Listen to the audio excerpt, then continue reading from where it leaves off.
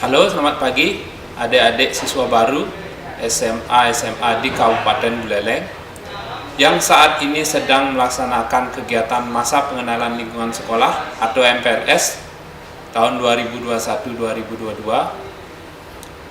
Saya dari KPU Buleleng, perkenalkan nama saya Gede Bandam Samudra, anggota KPU Buleleng Divisi Sosialisasi, Pendidikan Pemilih, Partisipasi Masyarakat dan SDM.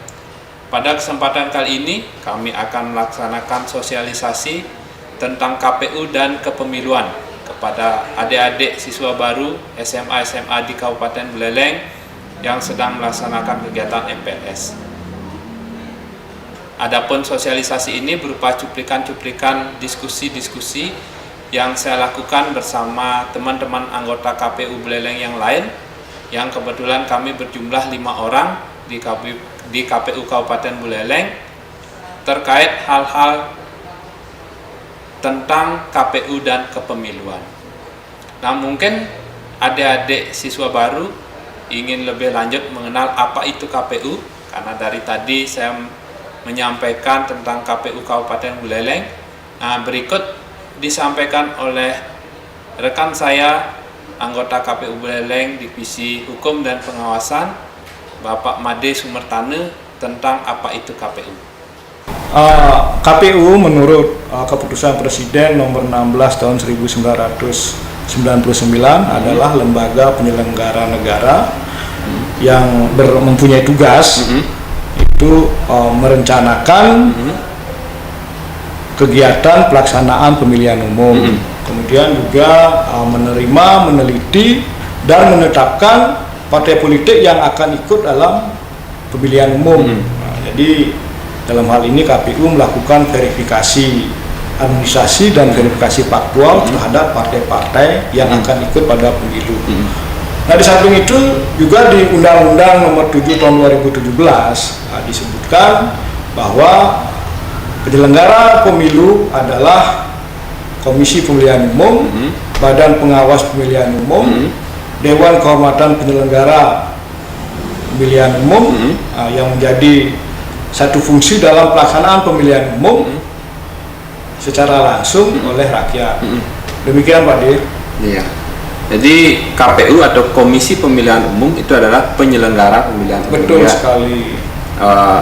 Tadi Pak Made juga kita sudah sampaikan bahwa kita ini adalah anggota KPU Kabupaten Buleleng. Berarti di tingkat kabupaten ada KPU juga. Tentunya di tingkat pusat kan pasti ada juga.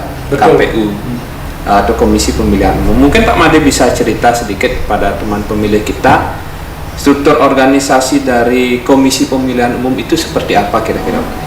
Baik Pak Dir, mengenai struktur organisasi KPU, di mana KPU adalah lembaga yang bersifat nasional, tetap, dan mandiri. Dari tingkat pusat, KPU RI, kemudian KPU Provinsi, KPU Kabupaten Kota, dan bahkan sampai di tingkat di bawahnya lagi, yaitu di tingkat kecamatan, itu namanya PPK, Panitia Pemilihan Kecamatan. Kemudian di tingkat desa kelurahan, itu namanya PPS, Panitia Pemungutan Suara. Dan di tingkat TPS, itu namanya KPPS, Kelompok Penyelenggara Pemungutan Suara.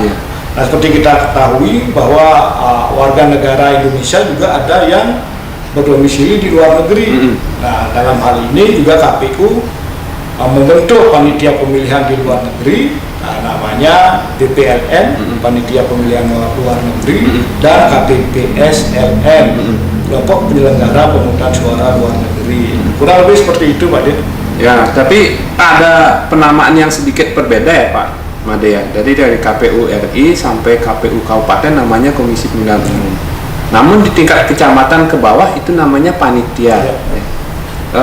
Mungkin bisa dijelaskan Pak Made kenapa di tingkat kecamatan sampai ke bawah itu namanya panitia? Nah, baik, untuk tingkat kecamatan sampai ke bawah itu sifatnya adalah ad hoc. Jadi mereka dipilih ataupun dibentuk ketika ada pemilihan. Oh, berarti tidak tetap dia harus ada bersifat tetap, mandiri, dan nasional seperti apa yang menjadi sifat dari KPU itu sendiri. masa kerjanya berapa lama ya Pak? Untuk masa kerja kurang lebih 9 sampai 10 bulan. Itu juga sudah diatur di peraturan KPU dan bisa diperpanjang jika dibutuhkan. Nah kemudian lanjut, apa sih itu pemilihan umum secara pengertian secara undang-undang? Mungkin Pak Made bisa jelaskan sedikit. Baik Pak Den, bisa saya sampaikan bahwa pemilihan umum itu adalah sarana kedaulatan rakyat untuk memilih anggota DPR, anggota DPD, Dewan Perwakilan Daerah, dan untuk memilih presiden dan wakil presiden, untuk memilih anggota DPRD yang dilaksanakan secara langsung, umum, bebas, rahasia, jujur, dan adil dalam negara kesatuan Republik Indonesia berdasarkan Pancasila dan Undang-Undang Dasar tahun 1945. Nah, demikian bunyi di Undang-Undang Pemilu Pak. Iya. Jadi seperti itu teman pemilih, pengertian dari pemilihan umum itu. Gimana adik-adik? Tadi sudah dijelaskan tentang apa itu KPU dan pemilu. Nah, berikutnya kami sampaikan juga apa saja tahapan-tahapan dalam pemilu atau pemilihan umum itu, termasuk juga tahapan-tahapan pilkada, di mana tahapan-tahapan tersebut disampaikan oleh rekan saya, anggota KPU Bleleng, Divisi Teknis Penyelenggaraan, Bapak Gede Sutrawan. Apa yang disampaikan sama Pak Mandam tadi terkait tahapan pemilu, memang tidak ujuk-ujuk langsung milih begitu saja, namun serangkaian proses yang luar biasa. Pada intinya itu ada 2 tahapan, yaitu tahapan persiapan dan tahapan penyelenggaraan. Dalam tahapan persiapan itu kita perlu menyiapkan pertama jadwal, kemudian anggaran. Berapa anggaran yang harus dihabiskan, yang mesti disiapkan, ya, dari mana sumbernya.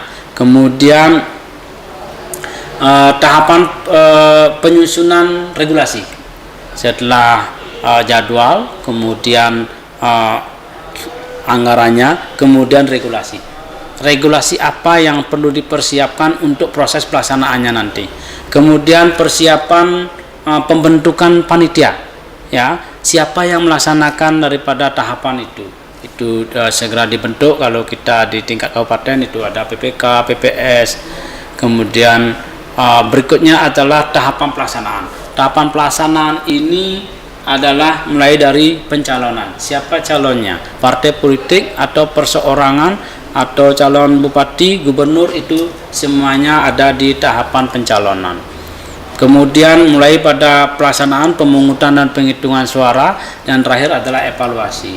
Apa yang terjadi, apakah ada suatu peristiwa yang belum masuk dalam suatu regulasi sehingga perlu adanya terobosan-terobosan lain yang tidak melanggar aturan untuk bisa melancarkan atau tercapainya tujuan, yaitu terbentuknya calon-calon pemimpin yang terpilih nantinya dalam pemilu ini. Mungkin Pak Ade bisa jelaskan siapa saja sih sebenarnya peserta pemilu itu, dan untuk bisa mencalonkan diri bagaimana caranya? Baik, peserta pemilu itu dari yang jelas pesertanya adalah partai politik dan perseorangan. Ya. Jadi dalam partai politik sebagai peserta pemilu dia memiliki keanggotaan sebagai calon legislatif. Sedangkan kalau dari perseorangan itu bisa DPD-nya dan bisa dari calon bupati atau gubernurnya. Nah, jika misalnya ingin menjadi calon anggota legislatif atau caleg itu, ya, berhubung caleg bukan peserta pemilu. Nah, bagaimana itu caranya, Pak Ade? Kita lihat jenis pemilihannya. Kalau memang ingin menjadi anggota DPR, ya satu-satunya cara adalah satu, masuk partai, kemudian masuk sebagai calon legislatif di setiap dapil. Ya. Namun jika ingin maju di luar daripada partai politik itu ada, yaitu sebagai DPD maupun sebagai kepala daerah. Ya. Untuk pemilihan umum membentuk calon legislatif itu itu masuk lewat jalur partai maupun lewat jalur perseorangan. Nah, jalur perseorangan ini bisa melalui DPD, itu memerlukan dukungan fotokopi KTP elektronik dari masyarakat. Ya, nantinya dikumpulkan dengan syarat jumlah tertentu di setiap kabupaten kota. Kemudian hasil dukungannya itu diverifikasi secara faktual, ya, diverifikasi secara sensus, artinya orangnya dicari secara langsung, ya, ke rumah-rumahnya, apakah benar mendukung atau tidak mendukung. Nah, hal ini bisa calon perseorangan itu dapat masuk sebagai anggota DPD, sebagai calon bupati atau wakil bupati, maupun calon gubernur maupun wakil gubernur. Itu prosesnya hampir sama, yaitu memerlukan dukungan KTP elektronik dari masyarakat. Ya, itu dilakukan verifikasi faktual langsung ke ke daftar nama yang diajukan ke KPU. Itu dicek, kemudian di verifikasi secara faktual, administrasi, kegandaan dan sebagainya, banyak proses. Nah, nanti ditentukan apakah jumlahnya memenuhi atau tidak. Jika memenuhi, maka calon-calon perseorangan tersebut bisa ditetapkan sebagai calon nantinya. Kemudian berkontestasi pada pemilu. Pada pemilu itu yaitu dicoblos langsung oleh masyarakat. Nah, lalu bagaimana dengan presiden dan wakil presiden, Pak Ade? Kalau presiden dan wakil presiden itu sementara ini tidak ada calon perseorangan, namun itu berdasarkan calon yang dicalonkan oleh partai politik. Dan itu dengan persyaratan jumlah kursi di DPR RI. Ya, jadi partai-partai politik yang bisa mencalonkan presiden dan wakil presiden memiliki persyaratan jumlah kursi di DPR RI. Jadi presiden dan wakil presiden hanya bisa dicalonkan oleh partai politik pemenang pemilu yang memiliki kursi di DPR RI.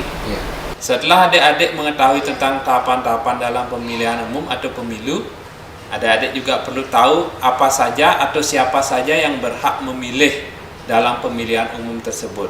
Nah, adapun syarat-syarat memilih dalam pemilihan umum atau pemilu akan disampaikan oleh rekan saya, anggota KPU Buleleng, Divisi Data Perencanaan, Bapak Nyoman Gede Cakra Budaya. Silakan Pak Nyoman. Baik, terima kasih Pak Bandem selaku Divisi SDM. Tentu bagi teman-teman pemilih, KPU Kabupaten sebagai pelaksana daripada peraturan KPU tentu harus berpegang teguh pada peraturan yang ada. Pertama, kalau di KPU namanya peraturan KPU. Kalau seperti tadi pertanyaannya adalah seputaran syarat pemilih sesuai dengan PKPU 19 tahun 2011, PKPU 11 tahun 2019 bahwa syarat memilih adalah genap berusia 17 tahun atau lebih pada saat pemungutan suara ataupun sudah pernah kawin. Yang kedua, yaitu tidak sedang terganggu jiwa atau ingatannya. Yang ketiga, tidak dicabut hak pilihnya. Ini berdasarkan putusan pengadilan yang sudah mempunyai kekuatan hukum tetap. Yang keempat, yaitu berdomisili secara administrasi di wilayah pemilih, dibuktikan dengan KTP elektronik. Itu yang keempat. Yang kelima, jika memang belum melakukan perekaman, boleh menggunakan belum memiliki KTP elektronik, boleh menggunakan surat keterangan yang bisa diterbitkan oleh instansi yang berwenang. Yang selanjutnya yaitu adalah bukan sebagai anggota TNI ataupun Polri. Itu syarat-syaratnya. Tapi yang paling dipastikan juga adalah warga negara Indonesia. Nah, kemudian yang kedua ini menarik Pak Nyoman, adalah syaratnya, salah satu syaratnya adalah tidak sedang terganggu kejiwaannya. Ya. Berarti kalau dipakai bahasa umumnya berarti bukan orang yang sedang gila gitu ya Pak Nyoman ya. Ya, Nah, waktu ini kan sempat rame itu di media televisi atau pemberitaan waktu jika kita melihat ke belakang lagi pada saat pemilu tahun 2019, bahwasanya diberitakan bahwa banyak orang gila itu boleh memilih pemberitaan yang di media-media sosial beredar seperti itu. Nah, bagaimana itu kira-kira Pak Nyoman terkait dengan pemberitaan itu?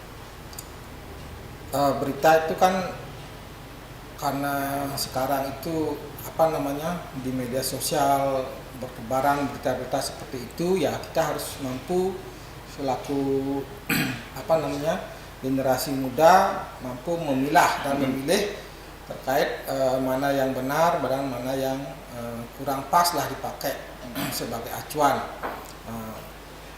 Tentu dalam hal pemilih yang terganggu jiwa atau ingatannya, itu kan banyak kriteria yang mesti kita ketahui. Pertama, ketika memang itu terganggu jiwa atau ingatannya itu permanen, kan memang sudah dia masuk RSJ kan, itu masuk ke jiwa. Tetapi ketika dia memang stres punya sementara, tentu itu bukan merupakan suatu gila kan itu. Nah, tentu ini perlu disikapi bahwa apa yang kita nanti lakukan terhadap perlakuan kita terhadap pemilih yang memang terganggu jiwa atau ingatannya itu dalam sementara, tentu itu akan memerlukan pengobatan dan masuk di dalam daftar pemilih. Berarti yang waktu diberitakan atau yang beredar pemberitaan di media sosial itu tidak sepenuhnya benar ya Pak Nyoman ya? Iya. Ya, jadi begitu teman pemilih. Kemudian berikutnya adalah memiliki KTP elektronik. Kan seperti itu tadi syarat pemilihnya. Nah, tentunya bagi teman pemilih kita yang baru saja beranjak umur 17 tahun, mungkin belum memiliki KTP elektronik. Nah, kira-kira bagaimana caranya jika mereka belum memiliki KTP elektronik? Apa yang harus mereka lakukan?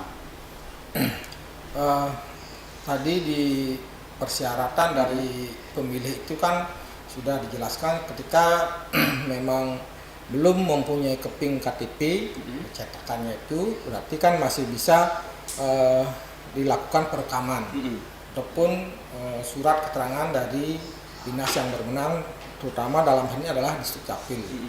Nah, itu memang menjadi polemik kemarin ketika pada hari H itu adalah genap berusia 17 tahun.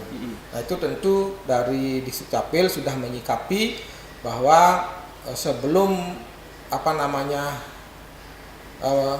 di umur 17 sudah dilakukan perekaman untuk mengantisipasi kegiatan pemilihan, sehingga ketika memang sudah melakukan perekaman, tentu pemilih tersebut sudah dapat dimasukkan ke dalam daftar pemilih.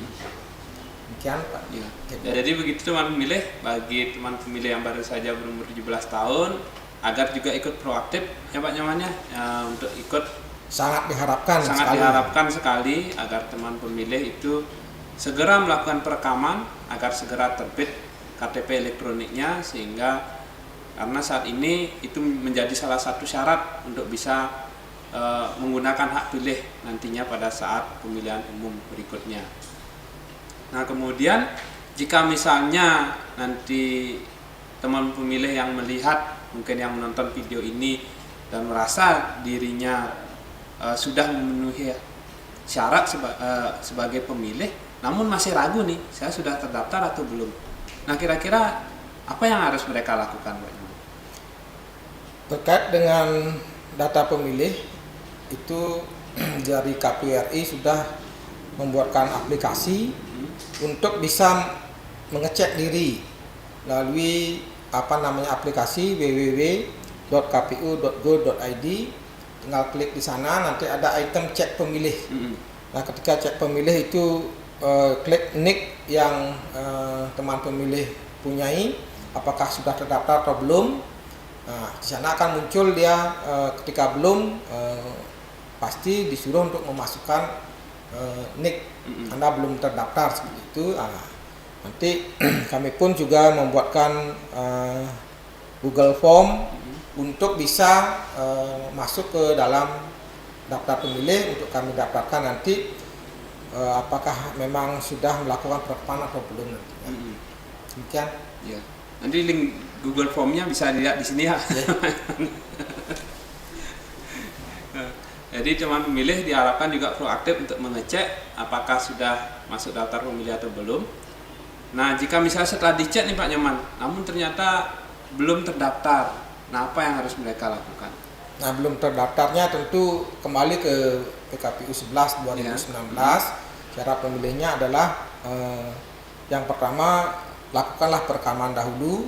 Ketika memang belum terdaftar, kita di kegiatan pemilihan maupun pemilu itu ada tahapan-tahapan.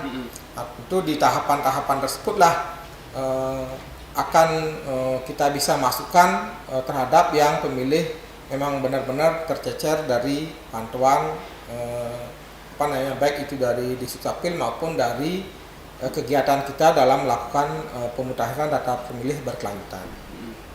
Atau misalnya bisa datang ke kantor KPU?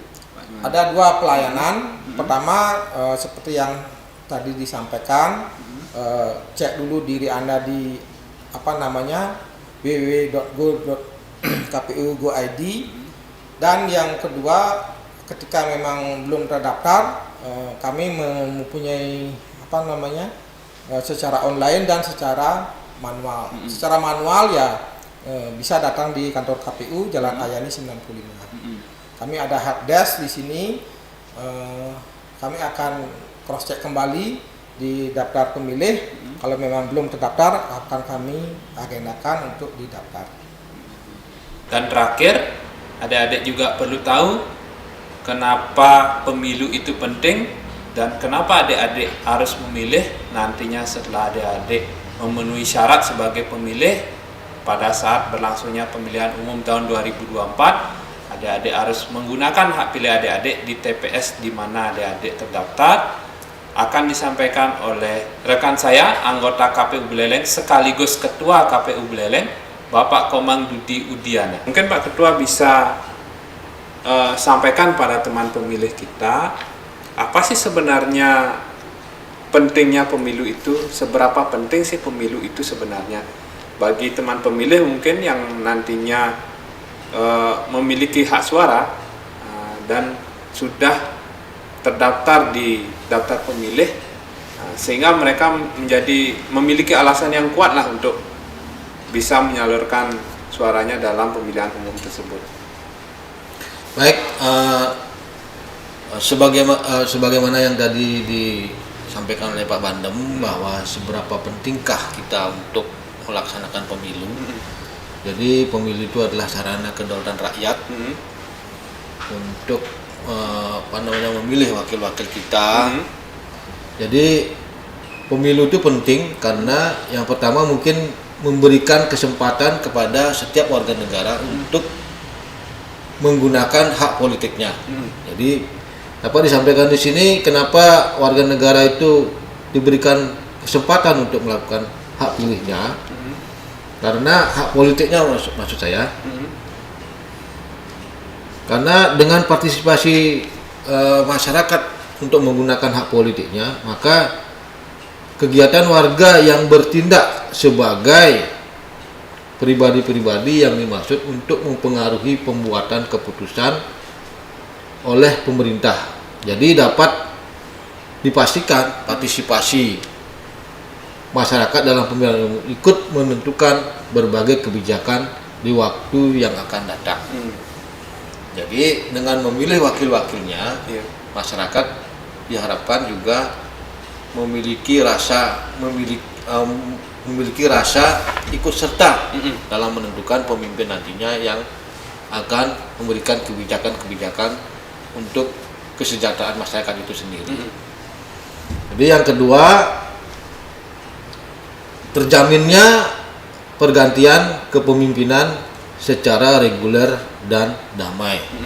Jadi masyarakat menggunakan hak pilihnya juga menentukan dan dapat memilih mana pemimpin-pemimpin yang sudah dipilih sebelumnya, apakah sudah melaksanakan tugas dan kewajibannya dengan baik, apa tidak. Nah, di sini di pemilu ini masyarakat kembali diberikan kesempatan untuk memilih wakil-wakilnya atau mengeliminir pemimpin-pemimpin yang tidak melakukan tugasnya dengan baik. Nah, Kan tidak mungkin terus-terusan mereka menjabat kan, Pak iya, Suraya, dalam jadi negara kalau demokrasi. misalnya pemimpin itu sudah melakukan tugas dengan baik, sekarang masyarakat kembali diberikan pilihan apakah memilih kembali pemimpin yang sudah melakukan tugas dengan baik ataupun yang tidak. Masyarakat juga memiliki hak untuk mengeliminir pemimpin-pemimpin yang tidak bertugas dengan baik. Nah, kemudian yang ketiga yaitu meningkatkan kesejahteraan dan kualitas hidup masyarakat. Nah, dalam hal ini dengan memilih pemimpin-pemimpin yang sesuai dengan pilihan masyarakat, maka diharapkan pemimpin-pemimpin tersebut selalu berpihak kepada masyarakat dalam menentukan kebijakan-kebijakan yang diambil. Nah, dalam hal ini pemimpin juga merasa memiliki legitimasi yang tinggi dari masyarakat untuk membuat kebijakan-kebijakan yang pro rakyat. Nah, seperti itu. Kemudian yang keempat, mempertahankan kedaulatan rakyat dan tetap tegaknya negara.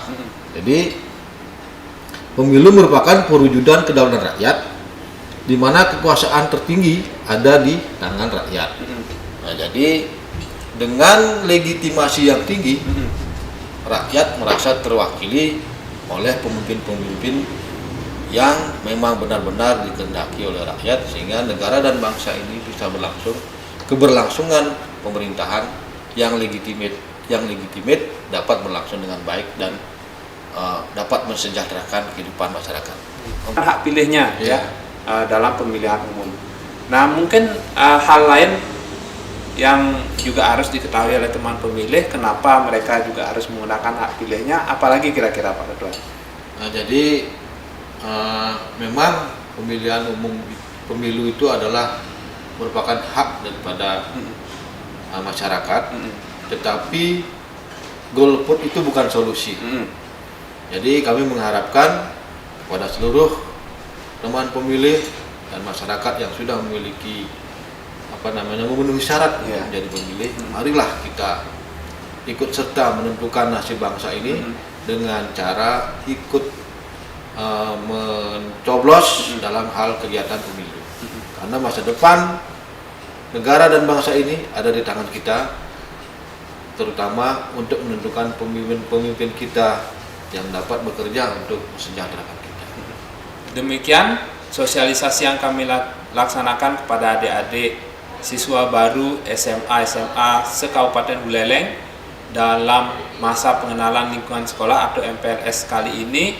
Semoga informasi yang kami berikan dapat bermanfaat bagi adik-adik, dan ingat pesan kami pada saat adik-adik nanti sudah memenuhi syarat sebagai pemilih pada saat pemilu tahun 2024, agar adik-adik menggunakan hak pilih adik-adik di TPS-TPS di mana adik-adik terdaftar. Terima kasih atas perhatiannya. Sampai jumpa lagi dalam sosialisasi-sosialisasi. Sukseskan demokrasi.